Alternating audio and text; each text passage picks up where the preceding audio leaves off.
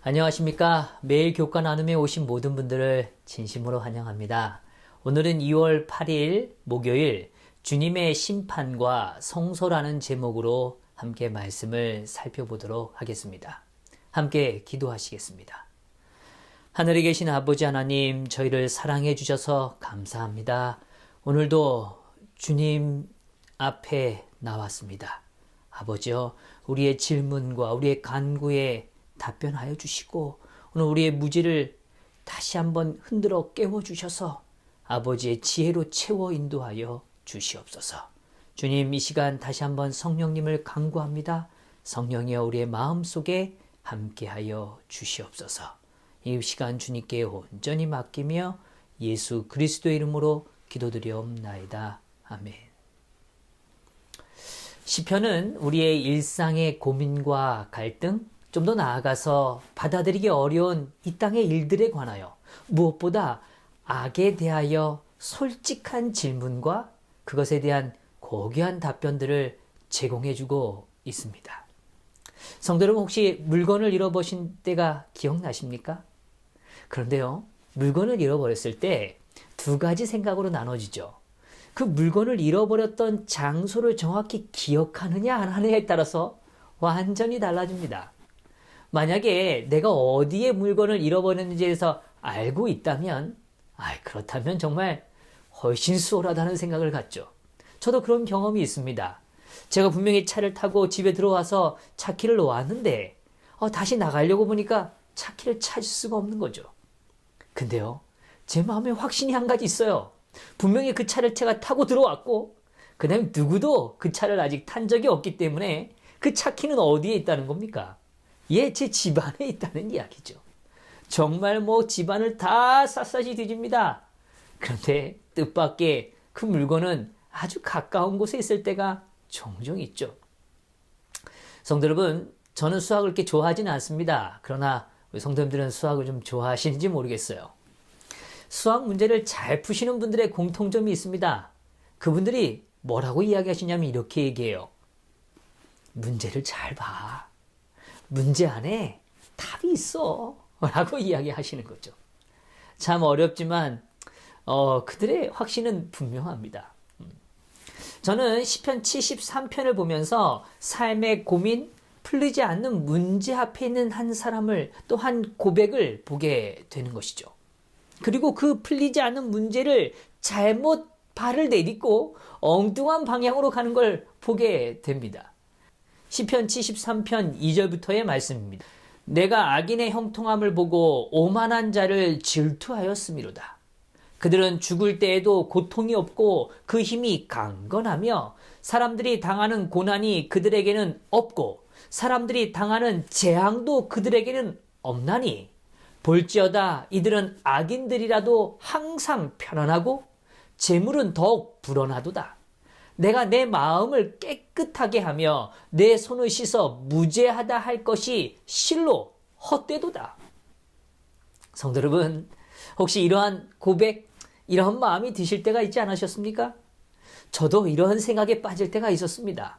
악인들의 삶이 뭐 해보는 거예요? 형통해 보이는 겁니다. 그들의 삶은 항상 편안해 보이고 그리고 그들의 부는 더 커져가는 것 같아요. 나는 열심히 땀을 흘리지만 여전히 바뀌어버리지 않는 제 삶을 보게 되는 느낌? 그런 생각을 갖게 되는 거죠. 그리하여 나아가서 정작 어떠한 결론에 오냐면 내가 정직한 것이, 내가 깨끗하게, 내가 바르게 사는 것이 헛되다라고 느끼게 되는 것이죠. 분명 이 생각이 그의 마음에 깊은 고통을 가져다 준 것 같습니다. 16절에 이렇게 말하죠. 내가 어쩌면 이를 알까 하여 생각한즉 그것이 내게 심한 고통이 되었더니. 그게 얼마나 고통스러운지 생각하면 할수록 미국에 빠져드는 것이죠. 도저히 풀리지 않는 수학 문제처럼 그렇게 아주 답답함을 갖게 되는 겁니다. 분명 바르지 않고 잘못된 사람인데 득세하는 것 같아요. 근데 오히려 역으로 정직하고 바르게 사는 사람들은 더욱 힘들게 느껴지는 거죠. 시편 73편은 이제 하나님께서 오늘 우리에게 주시고자 하는 새로운 관점, 새로운 시야로 우리의 삶을 인도해 주고 있습니다. 만약에 그 고민에서 이 시편이 끝났다면 정말 답답했을 것 같습니다. 그러나 오늘 우리에게 너무도 감사하게 그 이후의 말씀들을 우리에게 펼쳐주고 계시는 거죠. 시편 73편 17절부터의 말씀입니다. 하나님의 성소에 들어갈 때에야 그들의 종말을 내가 깨달았나이다. 주께서 참으로 그들을 미끄러운 곳에 두시며 파멸에 던지시니 그들이 어찌하여 그리 갑자기 황폐해졌는가 놀랄 정도로 그들은 전멸하였나이다. 주여, 사람이 깬 후에는 꿈을 무시함같이 주께서 깨신 후에는 그들의 형상을 멸시하리이다. 시편은 엄청난 선언을 해주고 있습니다. 하나님의 성소에 들어갈 때야 그들의 종말을 내가 깨달았다라고 이야기합니다. 성소에서 무엇을 본 것입니까? 그들의 종말을 보고 있는 것이죠. 안 올 것 같은 일, 이루어지지 않을 것 같은 악의 최후를 보게 된 것이죠. 우리는 성소에 대하여 잘 알고 있죠. 그러나 이 시간 좀 다시 한번 생각해 보시길 원해요. 성소는 하나님께서 죄인을 만나시기 위해서 우리 중에 거하시기 위하여 하나님의 뜻에 따라 지어진 거룩한 공간입니다. 그곳에는 하나님의 의지가 분명히 담겨 있죠. 하나님은 죄인을 만나고 싶어 하세요. 그들과 함께 거하시기를 원하십니다. 그러나 죄를 품은 한 인간은 결코 하나님의 영광을 대면할 수 없습니다. 하나님의 영광은 죄를 소멸시키기 때문에 그래요. 오늘 우리는 하나님의 그 빛과 불에 의하여 소멸될 수 있는 존재라는 거죠. 그래서 예수님께서는 자신을 무엇으로요? 대속제물로 내어 주신 것입니다. 대신하여 우리의 죄를 짊어지신 거죠. 그것을 자신의 것으로, 자신의 소유로 가져가 주신 것입니다. 그리스도께서 흘리신 보혈이 있기 때문에 우리는 그 은혜를 통하여 공의를 볼 수 있게 되었다는 거예요. 그 성소에는 무한하신 하나님의 사랑과 더불어 결코 흔들리지 않는 공의가 공존하고 있는 것이죠. 그렇게 시편 96편 6절부터의 말씀엔 다음과 같이 설명해 줍니다. 존귀와 위엄이 그의 앞에 있으며 능력과 아름다움이 그의 성소에 있도다. 또 10절입니다. 모든 나라 가운데서 이르기를 여호와께서 다스리시니 세계가 굳게 서고 흔들리지 않으리라. 그가 만민을 공평하게 심판하리라 할지로다. 능력과 아름다움이 있는 곳, 바로 그곳이 어디입니까? 성소입니다. 여호와의 다스림은 결코 흔들리지 않을 것입니다. 오늘 그렇기 때문에 우리는 성소에서 공의를 바라보며 은혜 안에서 예배할 수 있게 된 것이죠. 만민을 공평하게 심판하시는 곳이 어디라고요? 바로 성소라고 이야기하는 것입니다. 또한 시편 99편 6절에서 8절엔 또한 이렇게 말씀해주고 계세요. 그의 제사장들 중에는 모세와 아론이 있고 그의 이름을 부르는 자들 중에는 사무엘이 있도다. 그들이 여호와께 간구함에 응답하셨도다. 여호와께서 구름 기둥 가운데서 그들에게 말씀하시니 그들은 그가 그들에게 주신 증거와 율례를 지켰도다. 여호와 우리 하나님이여, 주께서는 그들에게 응답하셨고 그들의 행한 대로 갚기를 하셨으나 그들을 용서하신 하나님이시니라. 제사장의 직임을 다했던 인물로 모세와 아론과 사무엘을 언급해주고 있죠. 그들은 여호와께 간구했습니다. 이들의 간구에 여호와께서는 구름 기둥 가운데서 말씀하신다고 표현합니다. 하나님의 거룩한 공간, 하나님의 임재의 공간, 하나님의 임재의 역사가 드러났던 그 성소에 하나님은 임재하시고 그리고 자신의 뜻을 드러내 보여주시는 거죠.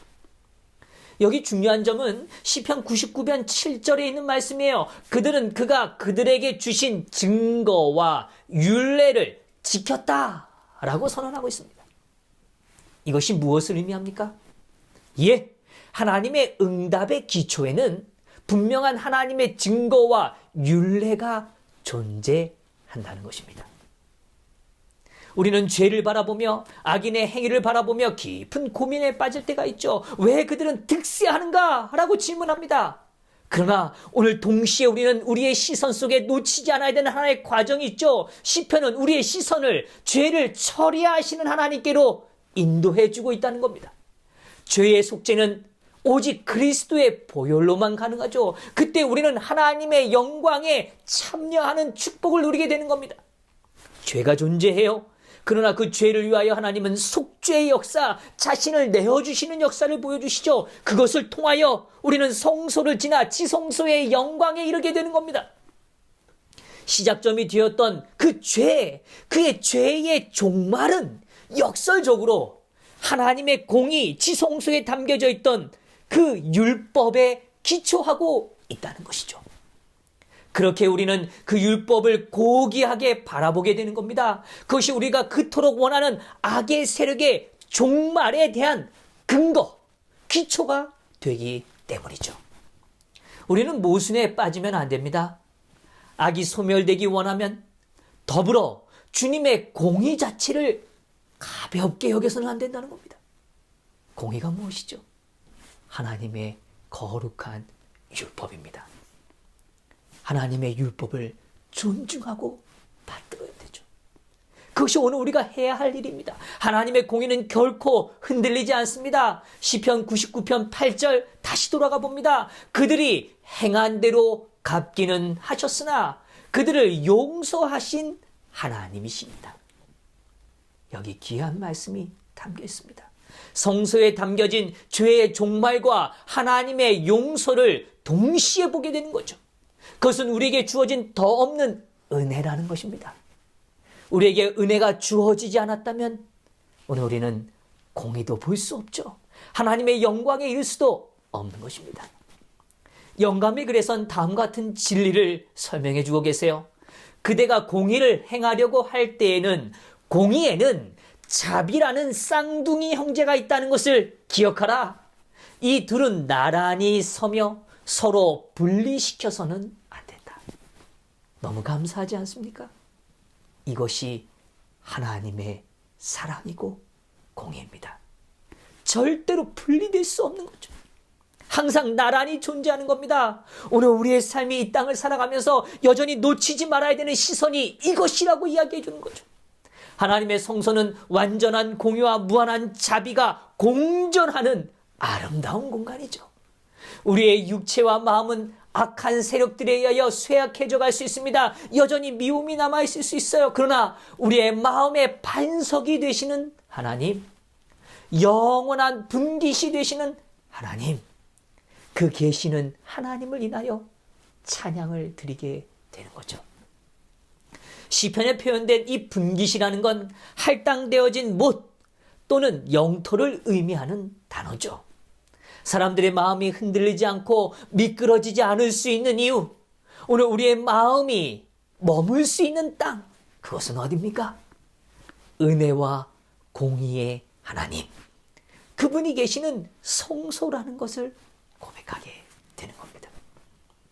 이제 악인의 형통함을 바라보면서 마음이 미끄러질 뻔했던 오늘 시편의 저자는 다음과 같은 귀한 말씀으로 우리에게 삶을 비춰주고 있습니다. 내 마음이 산란하며 내 양심이 찔렸나이다. 내가 이같이 우매무지함으로 주 앞에 짐승이 오나 내가 항상 주와 함께하니 주께서 내 오른손을 붙드셨나이다. 주의 교훈으로 나를 인도하시고 후에는 영광으로 나를 영접하시리니 하늘에서는 주 외에 누가 내게 있으리요 땅에서는 주밖에 내가 사모할 리 없나이다. 악을 미워하고 악인의 득세가 나에게 고통을 주지만 그랬지만 내 마음에 이미 악이 있음으로 인하여 나 또한 그들과 별반 다르지 않는 연약한 존재라는 것, 더불어 그들의 삶이 무너져 내리고 어느 순간 그 종말을 보았을 때 그들이 이렇게 사라지는구나 라고 느껴지는 그 한계점 안에 우리는 우리의 삶을 겸손하게 보게 된다는 거죠. 한 마리 짐승과 같은 우리의 존재였지만 그분의 은혜로 오늘 우리는 다시 한번 성소의 축복을 누리게 되는 것입니다. 주님의 은혜가 오늘 그분의 오른손이 우리를 붙들고 계시는 것이죠. 오늘 주님의 영광에 이르는 축복, 그것은 하나님의 은혜임을 기억하십시다. 그렇게 오늘 우리는 이 땅에서 오직 하나님만을 사랑하고 오직 하나님만을 사모하는 존재로 살아가십시다. 오늘 28절엔 또한 이렇게 말해줘요. 하나님께 가까이 함이 내게 복이라. 내가 주 여호와를 나의 피난처로 삼아 주의 모든 행적을 전파하리이다.